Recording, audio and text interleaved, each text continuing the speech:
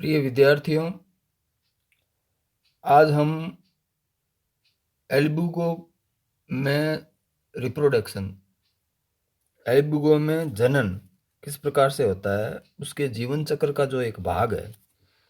पूर्व के व्याख्यान में अपन ने उसकी कायिक संरचना, उसके थैलस और उसकी अन्य विशेषताओं के बारे में जानकारी प्राप्त की। आज हम ये जो रिप्रोड्यूस कैसे करता है, मल्टीप्लिकेशन कैसे होता है, किन किन विधियों के द्वारा होता है, उसमें जो ये जनन करता है एल्बुगो, वो दो प्रकार से करता है। अलैंगिक जनन, एसेक्सुअल रिप्रोडक्शन, और दूसरा होता है लैंगिक जनन, सेक्सुअल रिप्रोडक्शन।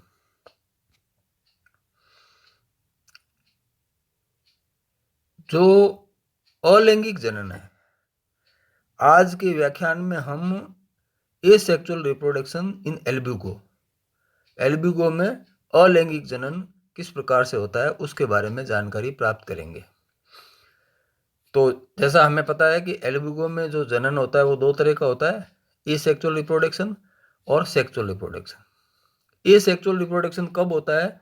जब फेवरेबल कंडीशन होती है, अनुकूल अवस्था होती है, उस वक्त इसमें एल्बुगो में विशेष प्रकार की संरचनाओं का निर्माण होता है। उसके माइसीलियम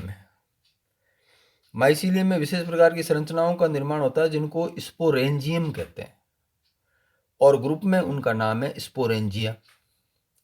ये जो स्पोरेंजिया है, बीजाणुधानी या बीजाणुधानियां, ये इनका जो निर्माण है वो बीजाणुधानी दरों पर यानी स्पोरेंजियोफोर पर होता है। अब इसकी जो संरचना है माइसीलियम की, कि जब परपोषी को ये संक्रमित करता है, यानी जहाँ से ये भोजन प्राप्त करता है, ये परपोषी में संक्रमण के पश्चात भोजन एवं वातावरण की जो फेवरेबल कंडीशन होती है, अनुकूल परिस्थितियों में ये सेक्सुअल रिप्रोडक्शन का कार्य संपन्न करता है। इसमें क्या होता है कि जो स्पोरेंजिया निर्मित होती है, बीजाणुधानियां निर्मित होती है, वो असीमित वृद्धि वाले बीजाणुधानी दरों के ऊपर बनती है। जब इन्फेक्शन हो जाता है, यानी होस्ट के अंदर ये संक्रमण कर देता है, तो होस्ट की जो कोशिकाएं हैं, उसकी इंटरसेलुलर जो स्पेस है, उसमें बाह्य त्वचा के नीचे ये माइसीलियम, इसका जो कवक जाल है एल्बुगो का, वो फैल के अच्छी तरह से उसका कायिक वृद्धि हो जाती है, यानी सारी कोशिकाओं के बीच में इसका माइसीलियम फैल जाता है। जब कवक जाल पूर्ण विकसित हो जाता है तो इन कवक सूत्रों से अनेक इरेक्ट ऊर्ध्व छोटी मुग्दर के समान मुग्दराकार अतिवृद्धियां उत्पन्न होती है। यानी जो माइसीलियम होता है वो सरफेस से चिपका हुआ होता है, और उनसे ऊर्ध्व स्थिति में छोटी मुग्दराकार अतिवृद्धियां उत्पन्न होती है, जो डेंस सघन रूप में एक दूसरे के पास पास एवं समानांतर परपोषी की जो बाह्य त्वचा होती है, एपिडर्मिस होती है, उसके नीचे व्यवस्थित हो जाती है। ये जो मुग्दराकार संरचनाएं होती है उनको बीजाणुधानीधर कहते हैं। ये स्पोरेंजियोफोर्स होते हैं।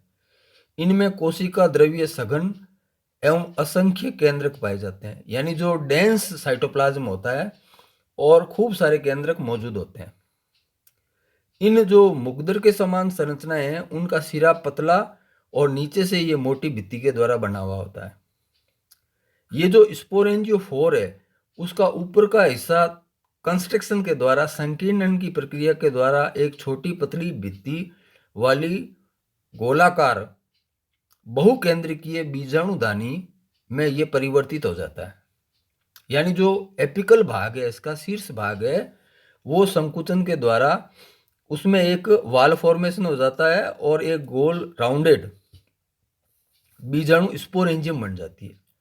उस स्पोरेंजियम के नीचे उसी प्रक्रिया के द्वारा दूसरी स्पोरेंजिया बन जाती है, और दूसरी स्पोरेंजियम के नीचे तीसरी स्पोरेंजिया बन जाती है। इस प्रकार तलाभिसारी क्रम में यानी बेसिपिटल सक्सेशन के अंदर निरंतर उस बीजाणुधानी दर के ऊपर बीजाणुधानियां बनती जाती है।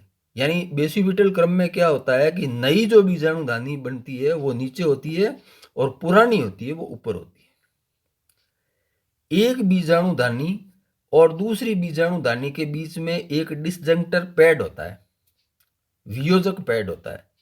ये वियोजक पैड के गल जाने पर आपस में जो जुड़ी हुई बीजाणुधानियां हैं, स्पोरेंजिया है, वो अलग अलग हो जाती है और परपोषी की बाह्य त्वचा बीजाणुधानियों के दबाव के कारण से पहले ऊपर फिर बढ़ते हुए दबाव के कारण से फट जाती है और उसका जो परपोषी का जो त्वचा है वो ऊपर से टूट जाती है।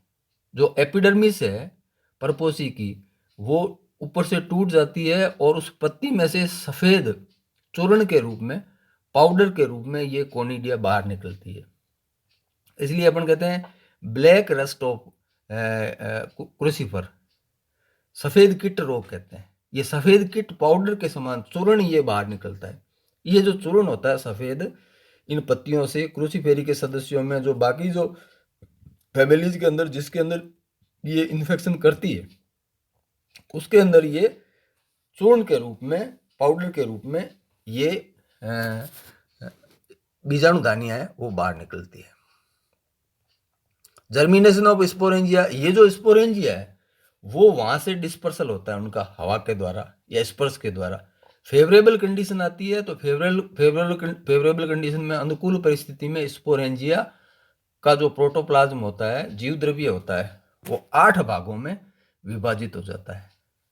यानी अनुकूल जब अवस्था होती है, उस अनुकूल अवस्था में जो बीजाणु धानी होती है वो बीजाणु धानी किसी होस्ट की, उसका जो प्रोटोप्लाज्म होता है वो जीव द्रव्य होता है वो 8 भागों में विभक्त हो जाता है और प्रत्येक भाग each part convert into biflagellate kidney shaped zoospore. प्रत्येक जो भाग है वो क्या करेगा कि वृक्क के समान द्विकशाभिकीय चल बीजाणु में परिवर्तित हो जाएगा। ये जो स्ट्रक्चर बताई हुई है, ये डायग्राम बताया हुआ है, इसके अंदर ये बाहर एपिडर्मल लेयर है, ये एपिडर्मिस है। इस एपिडर्मिस के नीचे इसकी सहती बन जाती है माइसीलियम की, ये माइसीलियम है, ये माइसीलियम बन गया। इंटरसेलुलर स्पेस के अंदर माइसीलियम बना हुआ है। माइसीलियम के कुछ पार्ट इरेक्ट हो जाते हैं, ये इरेक्ट पार्ट है, इसको अपन कहते हैं स्पोरेंजियोफोर। ये मेसोफिल सेल्स है, ये इंटरसेलुलर माइसीलियम। ये स्पोरेंजियोफोर के ऊपर ये बेसिपिटल क्रम में लगातार, यानी 1 2 3 4 5 6 ये लगातार स्पोरेंजिया इसके ऊपर बन जाती है। ये जो स्पोरेंजिया बनती है ये दबाव के कारण से, इसकी जो डिस्जंक्टर सेल है वो जब डिजोल्व हो जाती है तो ये एक दूसरे से अलग हो जाती है, अलग होके नए होस्ट को संक्रमित करती है। ये डायरेक्ट भी संक्रमित कर सकती है, जैसा अभी अपन ने पढ़ा कि ये जू स्पोर्स बनाती है, ये जू स्पोर्स फिर होस्ट को संक्रमित करते हैं, या ये सीधी स्पोरेंजिया अनफेवरेबल कंडीशन होती है तो उस वक्त सीधे भी संक्रमित कर सकती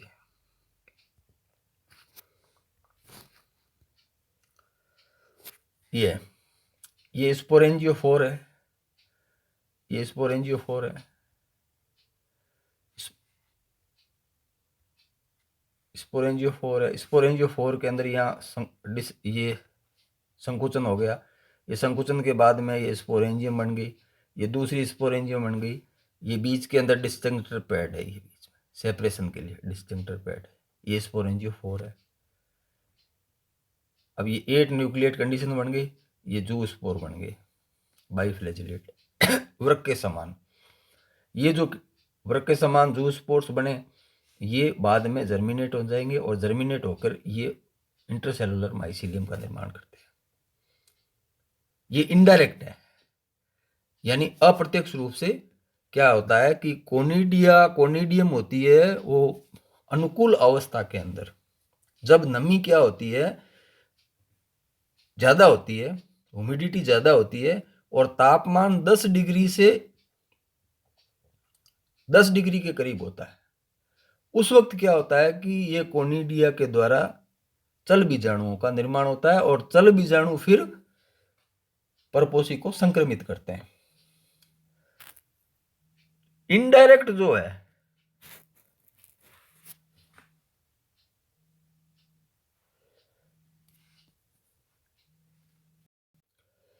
जब प्रतिकूल परिस्थिति होती है, उस प्रतिकूल परिस्थिति के अंदर जब तापमान अधिक होता है और आर्द्रता कम होती है, तो जो एल्ब्यूगो है उसमें एल्ब्यूगो कैंडिडा, एल्ब्यूगो बेटाई और एल्ब्यूगो स्पाइनुलोसा में बीजाणुधानी क्या करती है कि वो चल बीजाणु के समान कार्य करती है।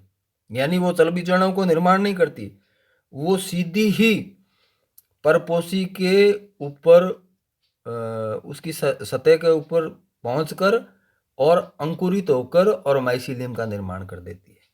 यानी वो अपरोक्ष संक्रमण नहीं होता, परोक्ष संक्रमण होता है।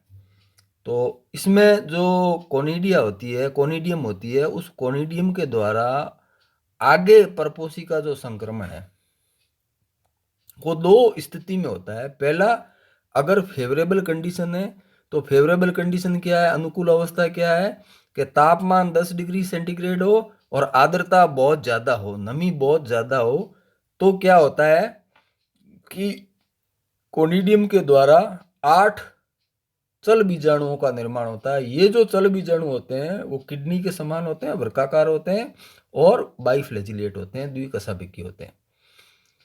और अगर प्रतिकूल अवस्था है, प्रतिकूल अवस्था क्या होती है कि तापमान ज़्यादा है और नमी कम है, तो कोनिडियम क्या करेगी कि चल बीजाणुओं का निर्माण नहीं करेगी, वो सीधा ही परपोषी को संक्रमित कर देगी। ये इस प्रकार से जो एल्ब्यूगो है उसमें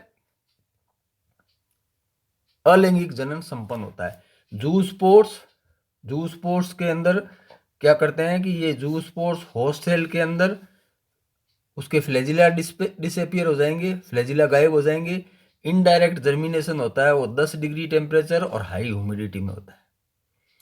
अब इसमें एल्ब्यूगो कैंडिडा, एल्ब्यूगो बेटाई, स्पाइनुलोसा, ये जो एल्ब्यूगो की स्पीसीज है उनमें तापमान अधिक है, हाई टेम्परेचर है और लो ह्यूमिडिटी है, तो डायरेक्ट जर्मिनेशन हो जाता है और डायरेक्ट जर्मिनेशन होकर वो होस्ट को संक्रमित कर देती है।